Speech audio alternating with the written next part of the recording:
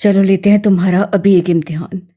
M से शाकिर की जानिब देखा जो उसके इत्मीनान को देखकर चौंका था मगर संभलते हुए बोला, हर इम्तिहान मंजूर है। मेरी बात गलत निकले तो तुम्हारी बंदूक मेरा सीना। उससे आवाज बुलंद कहा, okay let's see. Meenakshi files मेज पर उछाली। चलो, उससे शाकिर से कहा और खुद आगे चल पड़ा। कोट का बटन लगाते वो हार्डवुड के फर्श पर थम थम करते कदम रख रहा था। शाकिर भी उसके पीछे ही कदम उठाता निकल गया। लिफ्ट में दाखिल होते भी एमाज खामोश रहा, यहाँ तक कि एमाज प्लाजा के टॉप फ्लोर्स में से एक पर लिफ्ट जा रुकी। लंबी राहदारी से गुजरते एमाज के पीछे उसके ही दो गार्ड्स चल रहे थे, जबकि शाकिर के गार्ड्स नीचे ही रह गए थे। कॉरिडोर के अख्ताम पर जो पहला कमरा आया, एमाज से उस पर मौजूद फिंगरप्रिंट लॉक अपने अंगूठे से खोला। आओ। शाकिर को तसव्वुब का शिकार देखकर उससे मुड़ते कहा। शाकिर कमरे का जायजा लेता अंदर आ चुका था। डार्क लेमन और लाइट पैरेट कलर की खूबसूरत कॉम्बिनेशन का इस्तेमाल करते कमरे को डेकोरेट कर रखा था। बैठो। एमाज के हुक्म पर वो ना समझी से उसे देखने लगा। कम ऑन शॉकर, अभी तो स्टार्ट है। वो हंसा। क्या जिताती हंसी थी उसकी। शाकिर खामोशी से कमरे में मौजूद सोफे पर बैठ गया। गुड। एमाज से पिस्टल निकाली और दरवाज़ा बंद करने चल पड़ा। गार्ड दरवाजे के बाहर ही खड़े थे। शाकिर ने उसे दरवाज़ा बंद करते देख अपने दाएं पैर को बाईं टांग पर रगड़ते वहां मौजूद हथियार को यकीन करना चाहा था, और जब यकीन हो गया तो मुतमईन सा बैठ गया। मगर एमाज की सीरियस नजरें उसके इत्मीनान भांप गई थीं। सेल फोन, पिस्टल, नाइफ सब निकाल कर यहाँ रख दो। मिनहाज ने रिवॉल्वर रोड करते कहा। शाकिर ने दांत पीसे और दिल ही दिल में उसे चंद गालियों से नवाजा। Hurry up. उससे पिस्टल का रुख उसकी जानिब करते धाड़ने के अंदाज में कहा तो उससे सब कुछ निकाल कर रख दिया। मिनहाज ने अपना सेलफोन निकाला और कोई नंबर तलाश करने लगा, जबकि नजरें सामने बैठे शाकिर पर मरकूज रखी थी। लाल शहबाज कलंदर पर बहुत रश है यार, इतने लोग जमा हो गए हैं और तुम्हें पता है ना कि लोगों के इस रश और हुजूम से मुझे कितनी उकताहट होती है। तो उससे जानी पता नहीं कौन था, मिनहाज ने ये अल्फाज उससे कहे थे। यार बहुत समझदार हो, मेरे जीते। फिर उम्मीद रखूं तुम मेरा फेवरेट म्यूजिक बजाने वाले हो। उससे एक बेहंगम कहका लगाने के बाद कहा, धमाका ऐसा हो कि 100 से कम की तो बात ही ना हो। उससे एक और हिदायत दी। हाँ, आज ही रात तक। उससे मजीद कोई बात किए बगैर कॉल काटी भी हैरान नजर आते शाकिर के पास गया और सोफे की सीट पर बिल्कुल उससे करीब अपना दायां पैर रख दिया। घुटने पर कोनी रख के हाथ में थामे रिवॉल्वर का ट्रिगर उंगली में घुमाते उससे शाकिर को सर्द निगाहों से देखा। अगर तो तुम हुए ISI तो आज मैं देखूंगा तुम्हारी बेबसी, तुम्हारी बातों में कितनी हकीकत है और कितना फसाना। ये 5-6 घंटे बाद पता ही लग जाएगा। वो उससे अपने इरादों से आगाह कर रहा था। शाकिर के लब मुस्कुरा दिए। मुझे कोई फर्क नहीं पड़ता, तुम पूरे पाकिस्तान को आग लगाओ या सिर्फ एक दरबार को।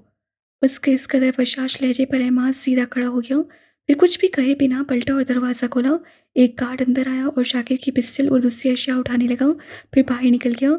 उसके बाद एहमास भी चला गया। दरवाज़ा बंद हो चुका था। शाकिर ने गहरा सांस लेते खुद को पुरसुकून किया और सोफे की पुर्ज से टेक लगाते उसके हैंडल पर उंगलियां बजाने लगा। किसी और के आंगन में शोला फेंक आया है, नादान समझ रहा है कि मेरा चमन जलेगा। उससे शीशे के खूबसूरत से बाउल में सवैयां निकाल ली। भाप के असर से उसके बाएं हाथ की जली उंगलियों की जलन में मजीद इजाफा हो गया था। सवैयां उबालकर उसमें से पानी निकालते उसकी उंगलियां गर्म पानी से जल गई थीं। आंसू गालों पर बहने लगे थे। पहली बार उससे कोई ऐसा काम किया था, वरना चाय के सिवा कभी उससे कुछ नहीं बनाया था। ट्रे उठाकर वो बाहर आई। अनस गायब था, शायद किसी काम से गया था। वैसे भी दोनों घर पर कम ही टिकते थे, उनका काम ही ऐसा था। वो कमरे में दाखिल हुई, दरवाज़ा बंद था। उसे नॉक करने की सहमत नहीं की थी। उसका अंदाज़ा था कि वो लेट गया होगा, आराम कर रहा होगा, मगर चैन उसकी हड्डी में कहाँ था। आप प्रेस क्यों नहीं करते? नीलम ने फाइल की स्टडी में गर्क टाइगर को देखकर झुंझुलाते हुए कहा। उसके बाएं जानिब भी 2 फाइल्स और लैपटॉप पड़ा था। पास ही एक डिवाइस थी जिससे नीलम नावाकिफ थी। मेजर आज से कोई जवाब नहीं दिया, फक्त मुंह के सावे बिगाड़ने पर ही इक्तफा किया। इसे हटाएं, हमें ट्रे रखनी है। नीलम अब तक ट्रे पकड़े खड़ी थी। आपको किसने कहा था ये सब करने को? वो नागवारी से कहता फाइल्स हटाकर ट्रे रखने की जगह बनाने लगा। ये क्या है, किसने बनाया? मैं ये नहीं खाऊंगा। उसके तेवर बिगड़ चुके थे। ये सवैयां हैं, मैंने बनाई हैं और ये आपको खानी पड़ेंगी। नीलम ने भी उसी के अंदाज से जवाब दिया और बेड के किनारे पर टिक गई। ले जाएं इसे। वो लैपटॉप उठाकर गोद में रखने लगा। मेजर आज प्लीज़ खा लें, आप सुबह से भूखे हैं और मेडिसिन भी लेनी है। मसाले वाला खाना जख्मी हालत में नहीं खाते। वो तेज तेज बोल रही थी। हल्का हल्का गुस्सा भी उसके लहजे में नुमाया था, मगर मेजर आज सब फाइल भी थाम चुका था, मतलब अपने काम में फिर से गर्क हो गया। छोड़े इसे। नीलम ने लैपटॉप चपटने को हाथ बढ़ाया ही था कि मेजर हाथ से सख्ती से उसका बायां हाथ थाम लिया। वो उससे उसकी जानिब देखने लगा। आ! नीलम की मुंह से सिसकी निकली। वो अपने हाथ को देखने लगी जो मेजर आज के मजबूत हाथ में सख्ती से जकड़ा हुआ था। उसकी जली उंगलियां पूरी तरह मुड़ चुकी थीं। मेजर हाथ से भी उसकी सुर्ख होती नाजुक मरहूती उंगलियां देखी। ये क्या हुआ है? उसकी गिरफ्त एकदम नर्म पड़ी थी। उंगलियों की लाल लाल पोरों पर मेजर हाथ से हल्के से अपने दाएं उंगली फेरते पूछा। नीलम जो जब तक उससे देख रही थी, उसके लम्स पर करंट खाकर अपना हाथ उसकी गिरफ्त से निकाल लिया। जल गया था। उसकी बड़बड़ाहट बहुत धीमी थी। कैसे जला? मेजर आज की नसें उसकी झुकी पलकों पर थीं। वो बेड के पास खड़ी थी जबकि वो सांप का पोजीशन में बैठा था। आजकल आप हमारी बड़ी फिक्र करने लगे हैं। वो वापस अपनी जोन में आ चुकी थी। इटला कर बोली। खुशफहमी है तुम्हारी। वो भी कड़वे लहजे में कहता पहले वाला ही मेजर आज बन चुका था। आप मान क्यों नहीं लेते? क्या आपको भी हमसे मोहब्बत है? वो अपने अस्सी तीखे लहजे में बोल रही थी। अजीब थी वो। मोहब्बत का इजहार भी जबरदस्ती करवा रही थी। Why are you not accepting that you also love me? 10 साल पहले का कहा किसी का जुमला मेजर हाथ से कानों में गूंजा था। उसकी रग रग में जहरीला मादा गर्दिश करने लगा। उसे लगा लीजा हसन 10 साल बाद भी उसके सामने आ खड़ी हुई है। लीजा मत बनो नीलम। उससे हाथ में पकड़ी फाइल मेज पर पटक दी। कौन लीजा?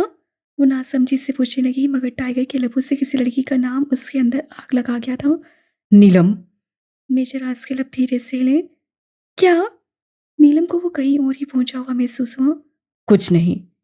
मेजर हाथ से लैपटॉप बंद किया और बेड से नीचे उतरने लगा। लीसा कौन है? नीलम ने उसका रास्ता रोका। Be in your limits. वो उसे साइड पर करते बाहर निकल गया।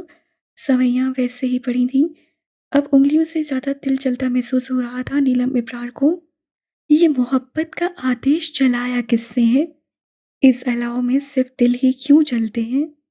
ये मंजर है इस्लामाबाद के एक बड़े और मशहूर कॉलेज का, जहां अमीर कबीर बिजनेस आइकॉन्स, सियासतदान, इंडस्ट्रियलिस्ट और ऊंचे ओहदों पर मौजूद दीगर अफराद के बच्चे ज़ेर तालीम हैं। सफ़ेदे के कदावर दरख्तों से घिरा ये वसी और इस रकबे पर फैला लॉन था जिसमें फुटबॉल मैच खेला जा रहा था। वो स्लीवलेस नेवी ब्लू शर्ट के साथ वाइट शॉर्ट्स और कीमती जॉगर्स पहने अपने स्टेटस को साफ शो कर रहा था।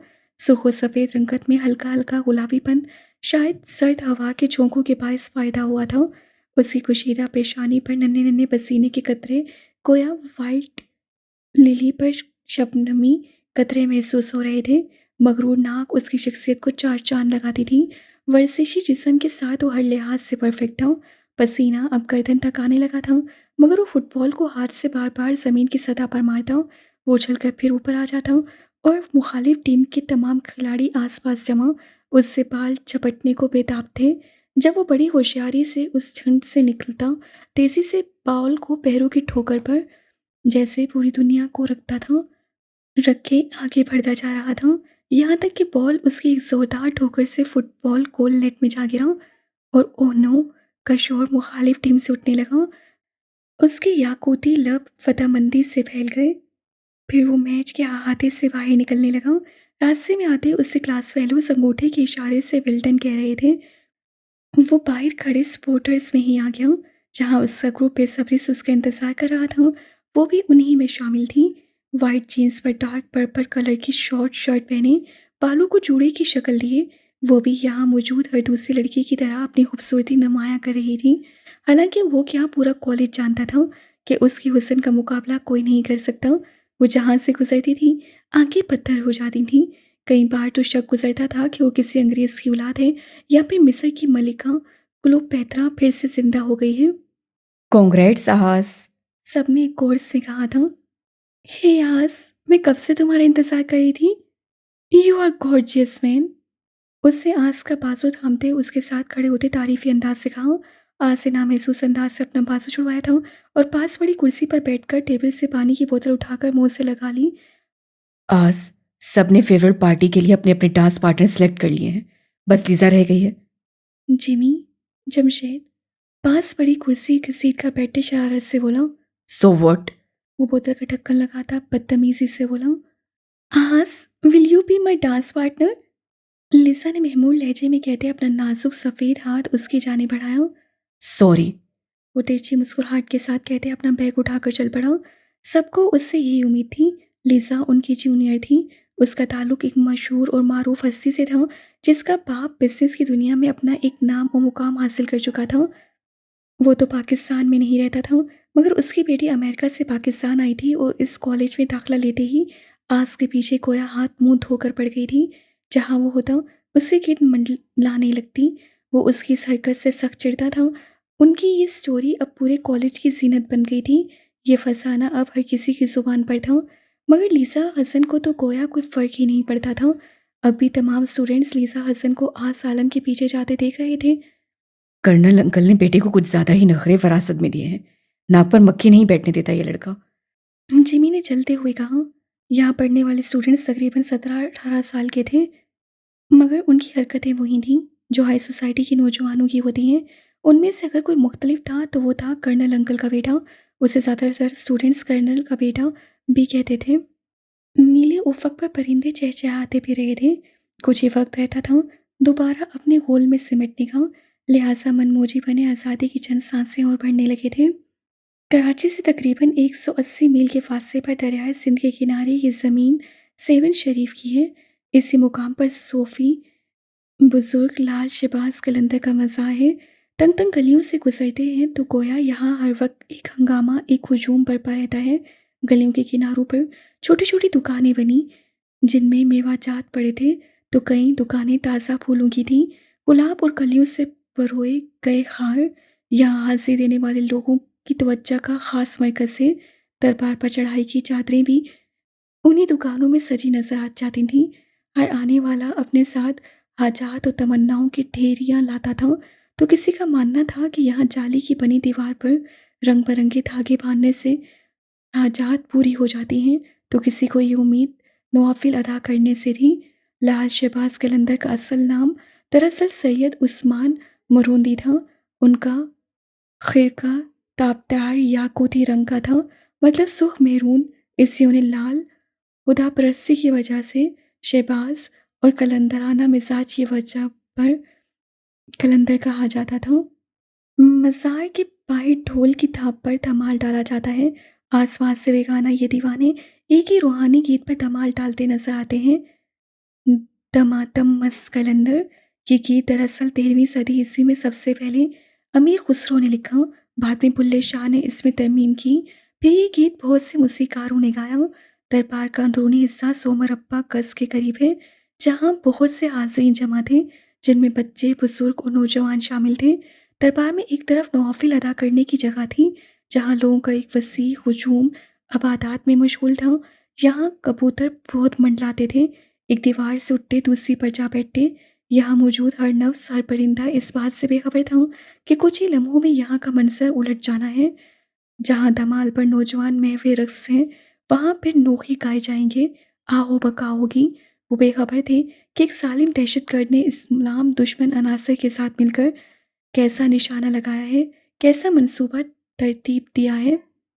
इस मुल्क के मुआवज़ों के दिल जलाने को वो ना जाने कितने मुल्क दुश्मनों और इस्लाम दुश्मन के रास्ते हमवार किए जा रहा था। वो लॉन में पड़े सोफे पर यूं ही पड़ा था, आंखों पर बाजू रखे मासी की झलकियों में गुम था, जब अनस की आवाज़ उसे वापस हाल में पहुंचा दिया।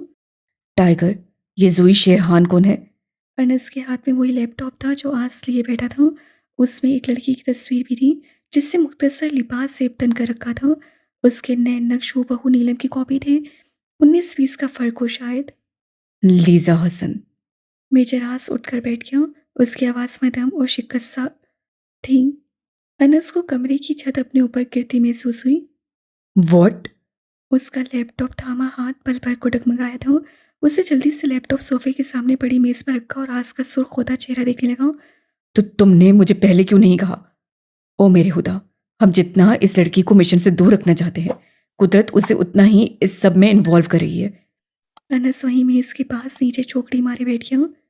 मेरे वहमो गुमान में भी नहीं था कि 7-8 साल पहले का रिकॉर्ड इतनी जल्दी खुल जाएगा। बल्कि रिपोर्ट में मेंशन कर दिया गया है। और शायद अब नीलम को भी हेडक्वार्टर जाना पड़े। आज से सर सोफे की पुर्ज से टिका रखा था। उसका चेहरा काफी ऊंचा हो गया था। वो छत को घूरने लगा। मैं भी कहूँ, तुम नीलम से इतना रूड क्यों हो जाते हो? इतने दिनों से ये टेंशन अकेले झेल रहे थे, मुझे क्यों नहीं बताया? अनस उसकी कैफियत अब समझ रहा था। नीलम को देखकर मेजर राज को क्या क्या याद नहीं आया होगा, किस कर्ब किस अजियत से गुजरता होगा। वो ये चेहरा देखकर ये सिर्फ वही जानता था। उसकी तकलीफ का अंदाजा भी नहीं लगाया जा सकता था। अनस, मेरा सब्र जवाब देता जा रहा है। मैं शायद अब मजीद बर्दाश्त न कर सकूं। मैं इंसान हूं, मुझे मेरी बर्दाश्त से ज्यादा क्यों आजमा रहा है ऊपर वाला? उसकी आवाज़ टूट फूट का शिकार थी। उससे शहादत की उंगली और अंगूठे से दोनों आंखें रगड़ी। बाहर दरवाजे पर दस्तक होने लगी थी। कौन हो सकता है? मेजराज से अनस की जानिब सवाली नजरों से देखा तो वो उससे बैठने का इशारा करता वो दरवाज़ा खोलने ही चल पड़ा। स्याह चादर में लिपटा एक बुजुर्ग तेजी से अंदर दाखिल हुआ और मेजराज की जानिब बढ़ने लगा। Sir, I have a bad news. उसकी उड़ी उड़ी रंगत कुछ अच्छा होने का तासुर दे भी नहीं रही थी। क्या हुआ है? मेजराज से खड़ा हो गया। सर, शाकिर ने वो फाइल्स हासिल कर ली हैं जो मैंने हबीब की दराज में रखी थी, और उस पर से मेरे फिंगरप्रिंट्स भी मिल गए हैं। शाकिर ने हबीब को और अपने आप को बेकसूर साबित करने की कोशिश में आपको भी घसीट लिया है। उससे हर नुकसान की कड़ी को ईगल से जोड़ दिया है। अब महनाज आपके खून का प्यासा हो गया है। जाने उसने और शाकिर ने आपको एमाज प्लाजा बुलवाने के लिए कौन सा प्लान तैयार करवाया है? वो जल्दी जल्दी बोल रहा था। चादर उससे उतार दी थी। वो काट के उलिये में था। मेजर हाथ से माथे पर हाथ फेरते खुद को कुछ सोचने के काबिल करने की कोशिश की। दरवाज़ा फिर से बजने लगा। अनस दोबारा क्या? उनके दो साथी और आए थे, ऐसे ही चादर लपेटे।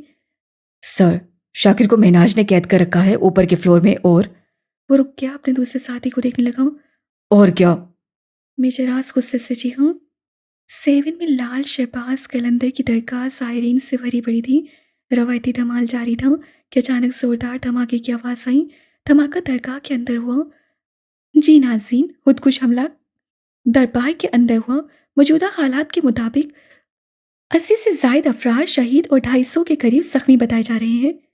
अगर ये खबर किसी के कानों को अच्छी लग रही थी, मुसरत और खुशी फराहम कर रही थी, तो वो था मिनाज इसहाक और वो इस्लाम दुश्मन तंजीम जिसके उसके साथ रवाबित थे। प्लाजा के लॉन्च में पड़ी एलईडी पर चलती ये खबर सामने कॉफ़ी का मग थामे शख्स के सीने में ठंडक उतार रही थी। उसकी रग रग में उन मजलूम और बेगुनाह लोगों की आहें सर्द खून बन के सरायत कर रही थीं। उसने कॉफ़ी का मग अपने अनाबी होंठों से लगाते स्क्रीन की जाने देखा, जहाँ क़यामत सगीरा का मंजर था। रेस्क्यू एम्बुलेंस की कमी के बायस लोगों ने अपनी मदद आप के तहत जख्मियों को करीबी अस्पताल मुंतकिल करना शुरू कर दिया। दरगाह में भगदड़ मच गई। दूर दराज से न्याज करने आने वाले अफराद की एक बड़ी तादाद जख्मी और शहादा में शामिल। न्यूज़ एंकर की दी गई खबर पर उसका कहका फलक शुगाफ था। मुसर्रत और शादाबी से उसका चेहरा चमक रहा था। वो कहके लगा था, अपने अंदर की खुशी को बाहर का रास्ता दे रहा था। कॉफ़ी का मज़ा दोबाला हो गया। उन मज़लूम और बेकसूर लोगों की आहो बका उसका पसंदीदा तरीन म्यूज़िक था और यही म्यूज़िक उसकी रूह की ग़ज़ा थी। वो फिर से हैवानियत पर उतर आया था। शाकिर या ईगल, जो भी गेम खेल रहा है अब सामने आएगा।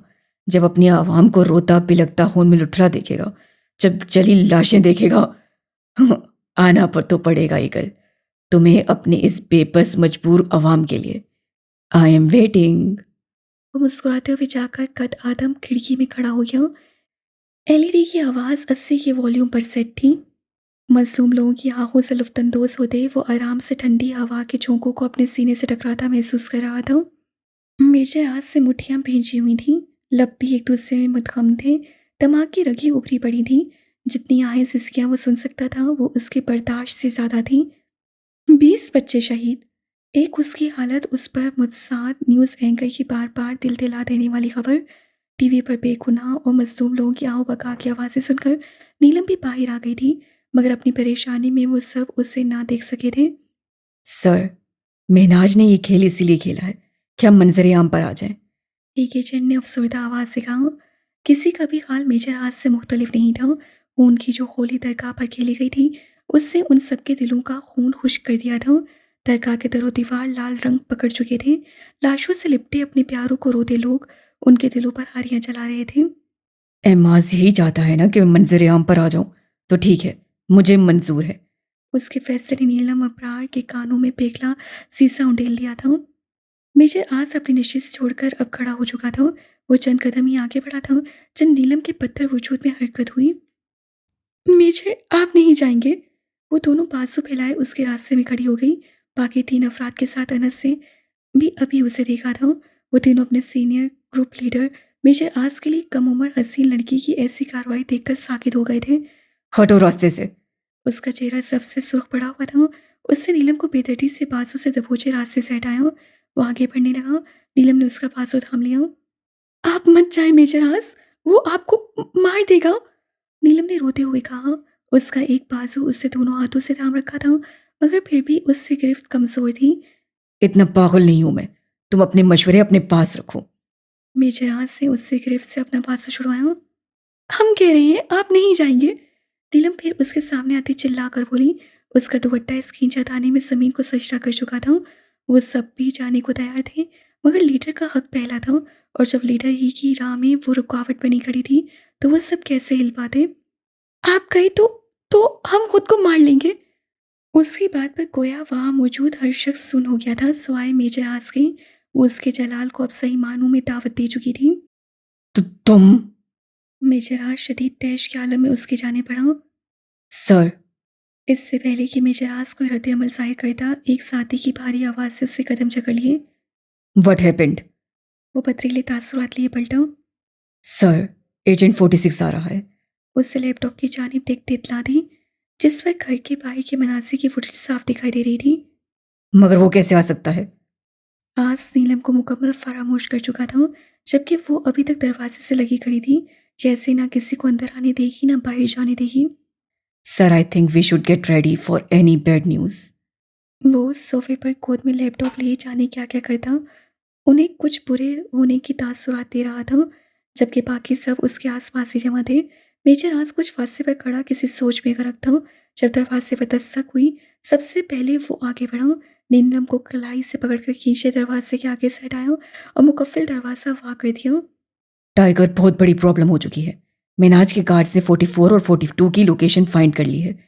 मिनाज को पता लग चुका है कि ईगल के रूप में कोई आईएसआई का बंदा ही था, और ये भी कि वो इसी जगह है। उससे किसी एसएचओ से रब्ता किया है। वो चंद मिनट बाद ही घर पर धावा बोल देंगे। जब पुलिस वर्दी में मलबूस अफराद हमला करेंगे तो खुल्लम खुल्ला गोलियां चलेंगी। हम जवाबी कार्रवाई भी नहीं कर सकेंगे। वो बुलेट प्रूफ जैकेट में मलबूस था, गोया जंगी मैदान से ही आया था। अब हम क्या डर के भाग जाएं? एजेंट 42 पिप भरते हुए बोला। उससे अपने साथी से इख्तलाफ था। कम ऑन एजेंट 42, ये कोई फिल्म की शूटिंग नहीं चल रही। खून खराबा करना हमारा मकसद नहीं है। अगर हम सब मंजरे आम पर आ गए तो आधे हम मारे जाएंगे, आधी पुलिस। एमासा कुछ भी नहीं जाएगा। और टाइगर को हेडक्वार्टर से ऑर्डर है इस गर्ल की सेफ्टी के। और ऐसे में ये मिनहाज की हाथ लग गई या किसी बुलेट की नज़र हो गई तो हम इदारे को क्या जवाब देंगे? वो उनसे सीनियर और ज़्यादा काबिल होने की वजह से मामले की संगीनी बयान कर रहा था। उन सबको एक दूसरे के नाम तक ना मालूम थे, तभी कोड नेम रखे थे कि मबादा कोई एक दुश्मन के हत्थे चढ़ जाए तो तशद्दुद बर्दाश्त न हो पाने की सूरत में अपने दूसरे साथी का राज सा बता दे। मेजर आस आगे का लाए अमल सोच रहा था, और सब आपस में बहस से मसरूफ अपने लीडर के अगले इकदाम के मुंतज़िर थे। एजेंट 46, आगाह करने का शुक्रिया, और सामान का भी। अब तुम जाओ। मेजर आस से उसे हुक्म दिया। वो उसे सलूट करता निकल गया और स्याह रंग का बैग वहीं छोड़ गया जो अपने साथ लाया था। सब जैकेट जेबतन करो और धीरे धीरे मुख्तलिफ गेटअप्स में निकलना शुरू करो। एजेंट 41, अनस, तुम हार्ड कॉपी मटेरियल वेस्ट कर दो और सारी डिवाइसेस भी गायब कर दो, और जीपीएस ट्रैकर्स भी लेके जाना। मुझसे मुकम्मल राब्ते में रहना। मैं अपनी लोकेशन बताकर आगे का प्लान समझा दूंगा। निकलो तुम भी। वो जल्दी से बोला। अनस कमरे की तरफ बढ़ गया। एजेंट 42 एंड 44, तुम लोग गायब हो जाओ। तुम लोगों के तो फिंगरप्रिंट्स भी एमाज के हाथ लग चुके हैं। उससे अगले हुक्म पर वो दोनों अपनी दाढ़ी मूछें उतार कर गेटअप बदलने लगे। तुम सब यहाँ की इत्तलात एजेंट 41 को दोगे, ओके? उससे एक बार फिर सबकी जानिब देखते कहा और टेबल पर पड़ी वाइट जैकेट पहनने लगा। उसके बाद रूम में गया और स्याह रंग का कोट पहन लिया। उसकी जैकेट छुप चुकी थी। स्विचेबल नाइफ्स अपने जॉकर्स के तलू और मोजों में छुपा ली। रिवॉल्वर पेन की पिछली पॉकेट में डाल लिया। कुछ बुलेट्स उससे अंदरूनी जेबों में छुपा ली। तकरीबन सभी अपनी अपनी तैयारियों में लगे थे, और वो परेशान और हैरान से बुत बनी खड़ी थी। हालात ऐसे थे कि उससे अब कुछ भी ढका छुपा नहीं रहा था। अगर कमरे में अनस के पास भेजे तो सारा डेटा उसके रिकॉर्ड में आ जाता। बहरहाल उसका लाउंज में ही रहना बेहतर था। अनस से एक लोहे का बड़ा सा तसला किचन शेड्स के नीचे से बरामद किया और उससे फाइल्स, चार्ट्स, मैप्स रख के पेट्रोल छिड़का और अपने साथियों को देखा जो सब निकलने को तैयार थे। हर एक मेजर आस को सलूट करता निकलता गया। उनके पास वक्त बहुत कम था। मेजर आस से स्याह रंग बैग में लैपटॉप, जीपीएस ट्रैकर, सेलफोन और पाकिस्तानी करेंसी भरी, 2 चिट पैक रखे और जिप बंद कर दी। वो जो अभी तक लाउंज के दरवाजे से कुछ साइड पर खड़ी थी हैरत से उसे देखने लगी। ये ओढ़ लो। मेजर आस से स्याह रंग की बड़ी सी चादर उसको थमाई। चादर थी या कपड़े का थान, नीलम फैसला न कर पाई। चादर थामे तसबसब का शिकार नजर आ रही थी। वो जो कभी चादर ओढ़ती थी वो भी दुपट्टे की जितनी होती थी, जिसे संभालना कभी उसे सीखा ही नहीं था। अनस। सबके निकल जाने के बाद मेजर आस से उसे पुकारा। डोंट वरी टाइगर, मैं हैंडल कर लूंगा। 10 मिनट हो चुके हैं, तुम लोग निकलो। वो पेट्रोल पूरी किचन पर छिड़क रहा था। Take care. अनस से किचन से ही खड़े उसे सलूट किया तो वो जबरदस्ती मुस्कुरा दिया। चलो नीलम। नीलम ने चादर को शानों पर डाला हुआ था। मेजर आस की देवरी चढ़ गई। जुबान चलती है तुम्हारी, दिमाग नहीं। उससे गले में लटका नीलम का दुपट्टा खींच कर अनस की तरफ उछाल दिया। इसे भी जुला दो। फिर सुर्ख चेहरा ली नीलम की जाने मुड़ा और चादर से उसका सर ढांप दिया और एक पल्लू उसे थमाते बोला। चेहरा ढांप लो इससे। अब ये चादर उतरनी नहीं चाहिए और चेहरा भी नजर ना आए। वो दुरुस्तगी से बोला तो नीलम ने उसके हाथ से चादर का दूसरा पल्लू थामते नाक और मुंह होंठ छुपा लिए। स्याह चादर में से अब बस हरे रंग की नैन कटोरे झांक रहे थे। आओ। मेजर हाथ से उसका हाथ थामा और तेजी से कमरे की जाने बढ़ गया, जहाँ नीलम के ख्याल में उसके 2 साथी और थे। मगर अंदर दाखिल होते ही उसे कमरा खाली और बिखरा मिला। साथ ही कमरे से अजीब किस्म की गंदी बदबू आ रही थी। वो उसी तरह उसे साथ घसीटता वॉशरूम में घुस गया। उसका हाथ छोड़कर मेजर हाथ से वॉशरूम का दूसरा दरवाज़ा खोला और बैग पर गिरफ्त मजबूत करते नीचे छलांग लगा दी। नीचे तकरीबन 8 फुट के फासले पर जगला लगा था। लोहे की ग्रिल में बड़े बड़े डब्बे थे कि अगर जरा भी बेहतियाती होती तो छलांग मारने वाले की टांग फंस जाती। छलांग मारो जल्दी। उससे नीचे झांकती हौसला नीलम से कहा, जिसके हाथ से चादर का पल्लू भी छूट चुका था। हम नहीं। उसकी जुबान में लड़खड़ाहट पैदा होने लगी। घर में आग फैलने वाली है, बाहर पुलिस आ चुकी है, जल्दी करो। वो धाड़ा। नीलम को सीढ़ियां चढ़ने की आवाज़ें आने लगी। ठक ठक हो रही थी। अनस किचन में तीली फेंक कर कब से छत पर जा चुका था। वहां से आसपास की छतें फलांग कर किसी और दूर गली में उतरना उसके लिए बाएं हाथ का काम था। छलांग मारो नीलम, भरोसा करो, तुम्हें कुछ नहीं होगा, मैं हूं ना। उससे नरमी से काम लिया। उसे बस काम लेना था। वो जिस तरह चाहे अपना काम निकलवाने में माहिर था। नीलम ने उस पर भरोसा करते छलांग मार दी, इससे पहले कि उसके पैर जगले को छूते।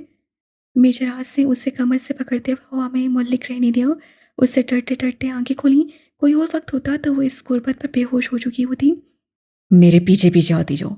उससे इन पर पैर रखकर ऊपर वाले दरवाजे को बंद करते कुंडी लगाई। वो हैरत से उसकी जिम्नास्टिक देख रही थी। उससे फिर से जंगले पर छलांग मारी जहाँ नीलम खड़ी थी और उसकी जानिब देखे बगैर जंगले पर बनी खिड़की का ताला खोलने लगा। उसके हाथ में छोटी छोटी चाबियों का गुच्छा सा था। ग्रिल का छोटा सा हिस्सा खुलने के बाद नीचे एक और ऐसा ही जंगला था। मेरे पीछे तुम्हें छलांग लगानी है, जल्दी। ओके। वो जंगले पर घुटने टेके बैठा उसकी जानिब मुड़ते बोला। उसके दोनों साथी भी यहीं से निकले थे, बाकी छतों से। मेजर हाथ से छलांग लगाई, अब उसकी बारी थी। आओ।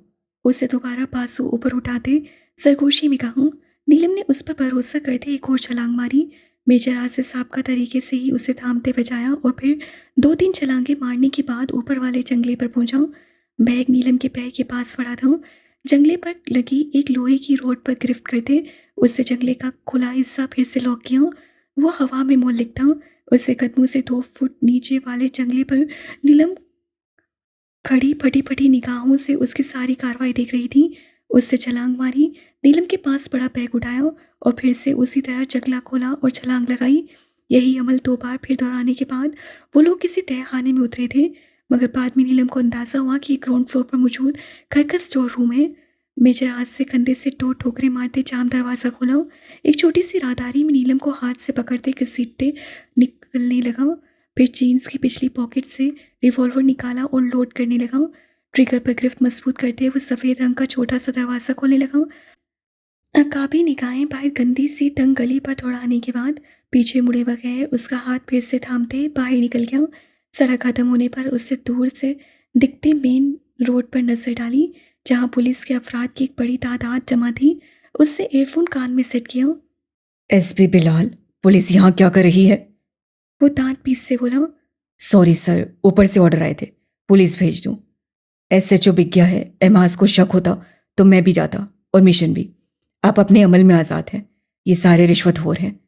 उसकी तकरीर पर मेजर हाथ से दो हर्फ भेजते राब्ता मुनक़ता किया।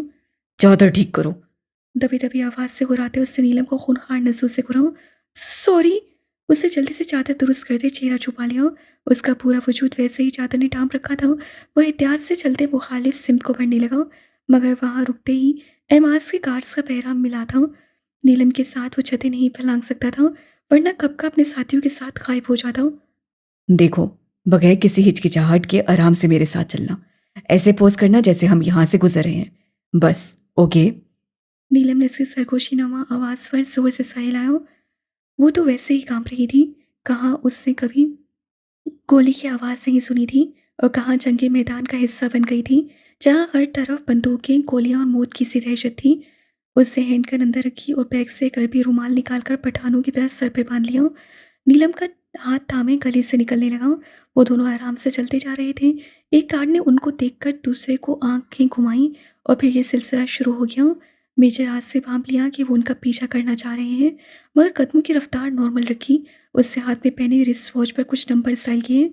दरअसल ये रिस्ट वॉच मोबाइल था, जो उससे स्लीव में छुपा रखी थी। वो बगैर देखे टाइपिंग कर रहा था। उससे हर फंक्शन असबर हो चुका था। इतनी महारत थी उसके अंदाज में कि साथ चलती नीलम भी न जान सकी कि वो किसी से राब्ते में है। उसके पीछे चलते कार्ड की पीठ में हवा में छोड़ा चाकू लगा, और वो धड़ाम की आवाज़ से ज़मीन बोझ हो चुका था। मेजर हाथ से पीछे मुड़कर नहीं देखा। उसे पता था कि ये किसने किया है। चीख की आवाज़ से नीलम ने पीछे मुड़ना चाहा तो मेजर हाथ से उसका नाजुक मोमी हाथ बेदर्दी से मरोड़ा। श्श, खामोशी से चलो। नीलम ने टुटुपाई आंखें सड़क पर गाड़ दी। उससे अपने पीछे दो और मुख्तलिफ आवाज़ों में चीखें सुनाई दी। 2-3 गार्ड्स ढेर हो चुके थे। सर, आगे पुलिस है। उसके एयरफोन में एजेंसी के कारकुन की आवाज़ उभरी। Sir, turn left. उसकी हिदायत पर मेजर आस मुड़ गया, और उसी तरह चंद गलियां मुड़ने और उसके कारकुनों की हिदायत पर वो नीलम को लेता दूर निकलता गया। और पीछे वो पुलिस और गार्ड्स को अपने साथ मसरूफ रखने में कामयाब रहे। एक कारकुन को घुटने में गोली लगी थी, मगर उनके बाहिफाजत निकल जाने पर पुरसुकून था। ये गोलियां तो जैसे अब उनकी खुराक हो चुकी थीं। सड़क के किनारे ही bullet proof Toyota Land Cruiser खड़ी थी। उसके पास ही एक आदमी आम शलवार सूट में मलबूस नशे में लग रहा था। उसके एक हाथ में जलता हुआ सिगरेट था। खूब अंधेरा था गली में। फिर सड़क के आखिरी सिरे पर स्ट्रीट लाइट्स की रोशनी के साथ इक्का दुक्का लोग भी मौजूद थे। जब वो पास पहुंचा तो नशे वाला आदमी उठा और उसके पास आया। ऐसे पोज करने लगा जैसे उससे भीख मांग रहा हो, मगर उससे मेजर आस को कीस समा दी थी। अभी वो मुड़ने ही लगा था कि किसी ने उसकी गर्दन में पीछे से बाजू डाल दिया। मेजर हाथ से फौरी तौर पर अपना रिवॉल्वर निकाला। नीलम कार के पास से खड़ी कांप रही थी। पुलिस वर्दी में मलबूस उस बंदे ने नशे वाले आदमी को दबोच रखा था। उसके पीछे ही 2 और पुलिसमैन और 3 गार्ड्स ही मौजूद थे। अब फायर करने के सिवा कोई चारा ना था। उसने बुलेट पिस्तौल की नाली से आज़ाद कर दी। फिजा फायर की आवाज़ से गूंज उठी थी। एक नहीं, 2 नहीं, लगातार ये म्यूजिक बजता रहा था। मेजर हाथ से थरथराते कांपते उसके वजूद को देखा। श्श, सामने मत देखना। इससे पहले कि नीलम सड़क का होलनाक मंजर देखकर फलक शुगाफ चीख मारती बेहोश होती, मेजर आज से उसके पंखड़ी लहू पर मजबूत हाथ रखते हिदायत थी। उसके भरपूर मर्दाना वजूद के सामने आते ही सड़क का मंजर छुप गया था, मगर वो अब तक खौफ और दहशत के आसार में थी। आंखों की पुतलियों के साइज में भी इजाफा हो चुका था। उसे धीरे से हाथ हटाते उसको बाजू से थामा और घूमकर ड्राइविंग सीट के साथ वाली तरफ आया। इस घूमने के चक्कर में नीलम ने सड़क पर पड़ी 4 लाशें देख ली थीं। गार्ड्स के सर मुड़े पड़े थे, वर्दियां फट चुकी थीं। एक हवलदार के सर के दरमियान में गोली लगी थी। वहां से स्याही माइल खून का दरिया बह रहा था। सारा रोड उस मादे से रंग चुका था। नीलम का दिल आंखों में धड़कने लगा था। उसको लगा अभी उससे उबकाई आ जाएगी। मेजर आंसू से ड्राइविंग सीट के साथ वाली पैसेंजर सीट पर धकेला और दूसरी जानिब से आते ड्राइविंग सीट संभाल ली। उसके साथ ही जा चुके थे। गद्दारों में से 2 अपनी दर्दनाक मौत तक जा पहुंचे थे। कानून के रखवाले ही जब कानून की धज्जियां बिखेरने लग जाएं, रिश्वतखोर बन जाएं, तो उनका यही अंजाम होता है। उनके घर वाले कहीं रिश्वत के पैसों से एसी की ठंडक में सुकून की नींद सो रहे होंगे। टाइगर, हमारा दिल घबरा रहा है। अभी उससे गाड़ी साफ रोड पर डाली ही थी कि वो बुरा समूह बनाकर बोली, बी ब्रेव। उससे यकलफ्सी जवाब दिया, हमारा दिल खराब हो रहा है, हमें वोमिटिंग। उसकी बात अभी अधूरी ही थी कि मेजर आज से फौरन ब्रेक लगाई।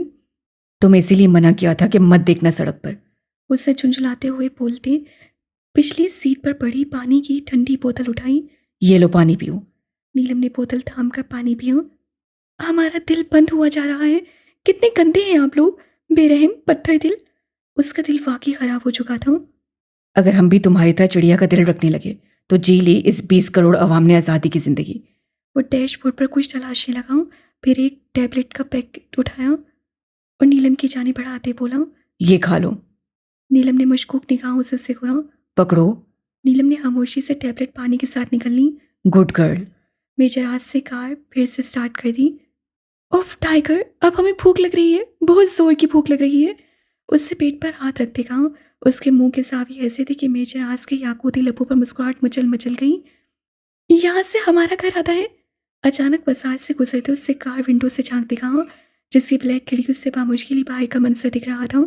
हमें हमारे घर छोड़ दे, आप ही बाबा से मिलना है हमें, हमें आपके साथ नहीं जाना। अचानक उसका बाजू थामकर कार रुकवाने लगी। शट अप, इतनी ढीठ हो तुम कि मेडिसिन भी असर नहीं दिखा रही। वो झुंझलाकर उसके हाथ झटकता बोला, कौन सी मेडिसिन दी है आपने हमें? उसकी सदमे से भरपूर आवाज आई। उफ, भूख से हमारे पेट में दर्द दर्द। उसकी आंखों के आगे अंधेरा छाने लगा और फिर वो लड़खड़ाहट कर सीट पर गिर सी गई। अब कम से कम 2-2.5 घंटे सुकून रहेगा। मेजर आज की हल्की आवाज से एसी की ठंडक में लोधी थी। आज जिसे चुप करवाया है बेदर्दी से, कभी तुम्हें उसका तकल्लुम याद आएगा।